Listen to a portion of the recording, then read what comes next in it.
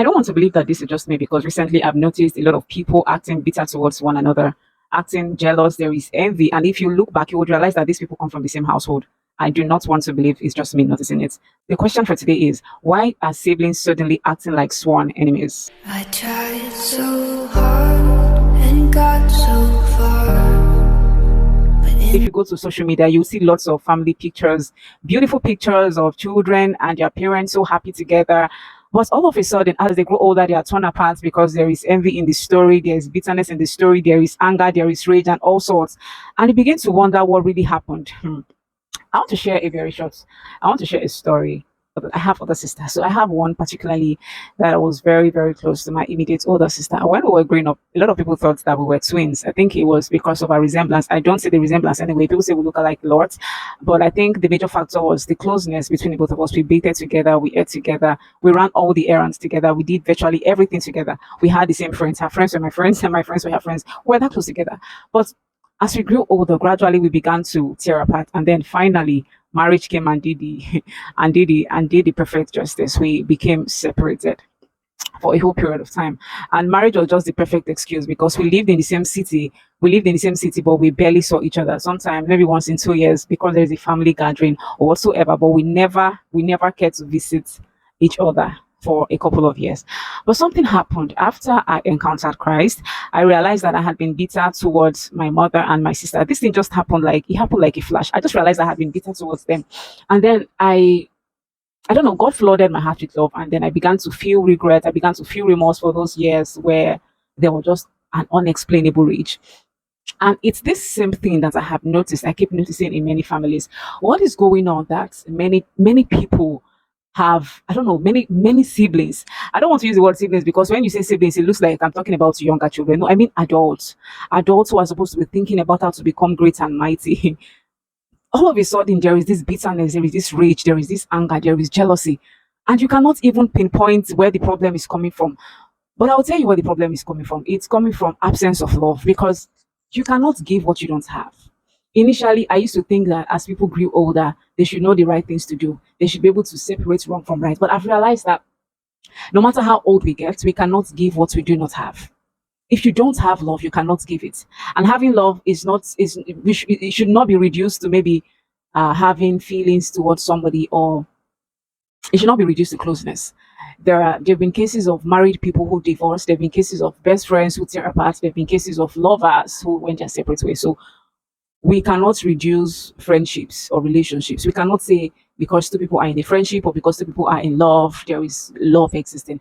I mean, the God's kind of love, God's standard of love, how God sees love is when it's absent in a family or in a friendship or in a relationship, a lot of things cannot really happen. Because I love the way the Bible describes love in the relationship between Jonathan and David, for instance. These people were not brothers, but both of them were always seeking for the good interest of the other party.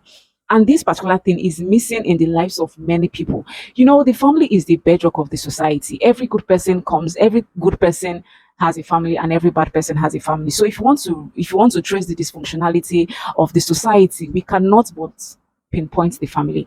And this is why as parents we have a lot of roles to play. We have a very huge role to play in raising up our children, in raising up we have a very huge role to play in raising up our children.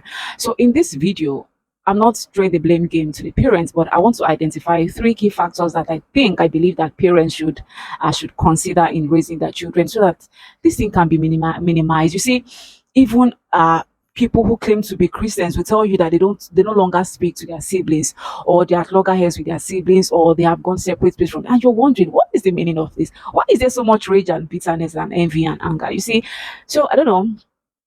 I want to pinpoint three factors I believe that parents should consider when they're raising their children, because nobody decides to just start hating on their sibling. Nobody, I don't think anybody woke up one morning and decided that from Today, I'm going to be jealous. all these things are the consequences of something that had been ignored, for maybe weeks, months, or years. As parents, you are the God that your child prefers to encounter, and whether we like it or not, in many ways, we are the ones who encourage sibling rivalry because the first part of the child's life, is spent in your house. It's spent under your roof. It's your responsibility to nurture this child. It's your responsibility to tell this child, to speak to this child, to raise this child in the way that he should go. I love how the Bible puts it: train up a child in the way that he should go. It's simple. Every child has distinct ways that they should go. The way you're raising one child must not be the exact way you're raising the other child. Now, this does not mean that you do not incorporate the same values to both of them, but the strategy must be different. The strategy must be different because this child might be called to do something different from what the child might be called to do. So yeah, God is going to hold we parents responsible for the dysfunctionality that we are causing to these young ones who do not know anything. We cannot really blame people for the way they act because it's just an offshoot of what had happened in the past. So one thing that a lot of parents keep doing, I used to be guilty of this until my daughter spoke to me sternly one morning. So the thing is, some of us, some families have their children rapidly, like maybe the age gap amongst all of them, and maybe just 1 year or 2 years. Decide to decide to space. Some people space their children, but some others don't. But whatever the case, we should not forget that all of them are children and should be treated equally if possible.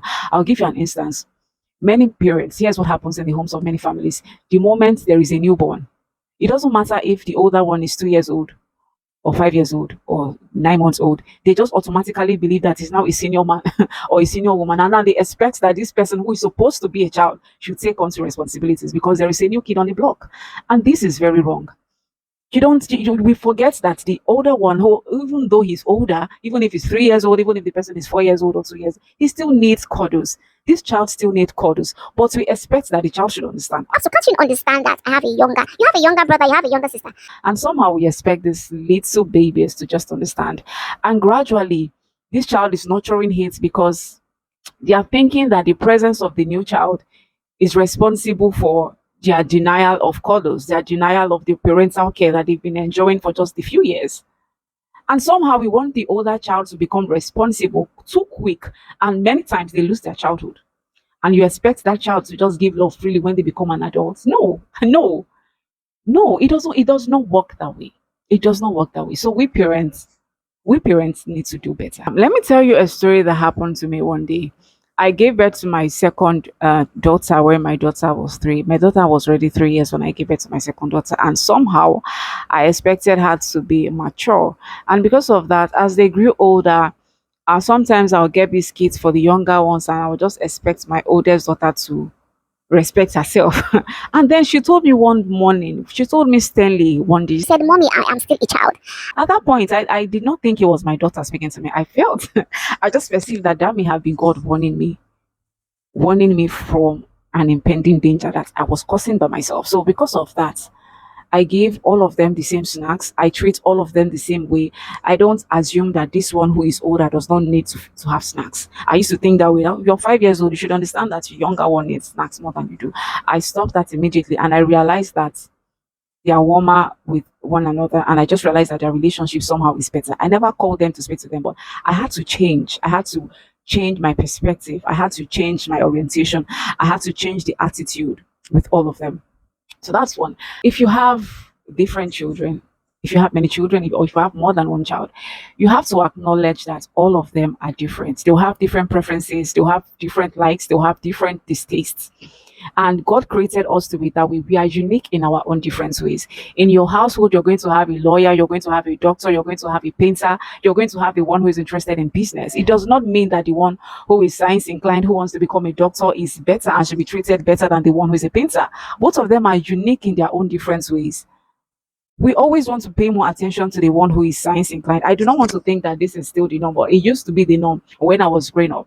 Let us stop this, because the more you do this, you make the other one who is a painter, you make the one who is a painter feel that their own gifts, you make them feel that they are lesser human beings because they are not inclined to do what is accepted by the society.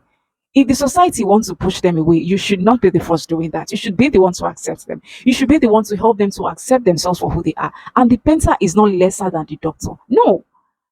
The one who is motivated to keep everywhere clean is not lesser than the one who wants to become a lawyer. They are all unique in their different ways. It's our responsibility, it's our duty to make them appreciate themselves for who they are. And this is where self-love starts. This is where self-love starts. When you can give your children love, when you can show them love, obviously they will learn to love other people. Also, you're going to have there's going to be a possibility that one child might be stubborn, more stubborn than the other one. It's just a normal thing. Don't expect that because one child is calm or all these other siblings have to be the same way. It's your responsibility to pray that child, pray them until they become the way that you want them to be. It's your responsibility to speak over that child because you are the God they see. Instead of getting angry and yelling and shouting, it does not work. It does not work. What in the world is that even? We do these things and we think that these things do not have repercussions. They do. They have repercussions in the life of that child and in the society at large. So let us do better as parents. Thirdly, the reason why there is anger, there is bitterness, there is envy is because people cannot give what they do not have. A lot of people cannot give. A lot of homes are dysfunctional. A lot of homes are dysfunctional. And this is why getting married, getting married is a very serious thing. Let's not reduce it to two people falling in love and deciding to make a family. It's more than that.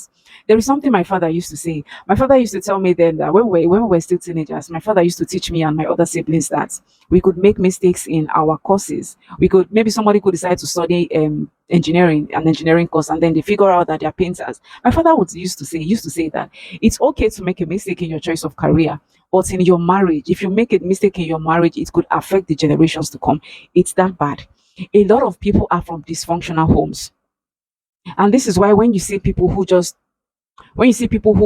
steal at will, or who engage in nefarious activities like maybe masturbation, maybe drug addiction, any kind of thing, it's not good to just judge them. It's not good to just throw them away, or blacklist them, or write them off.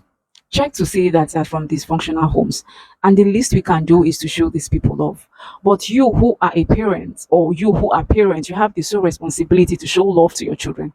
How do you show love to them? It's not by petting them at all times. It's not by pampering them, but it's by being patient with them. Is by not counting their errors. Many times our children are provoked to a point where they are discouraged. They are provoked to a point where they do not see themselves as being worthy of anything. Sometimes we spoil our children to the point where they become vagabonds. You see, there are two extremes. Some people want to give love, they give it to a point that they destroy the lives of their children. Some people want to discipline their children, they do it to a point where the children become discouraged.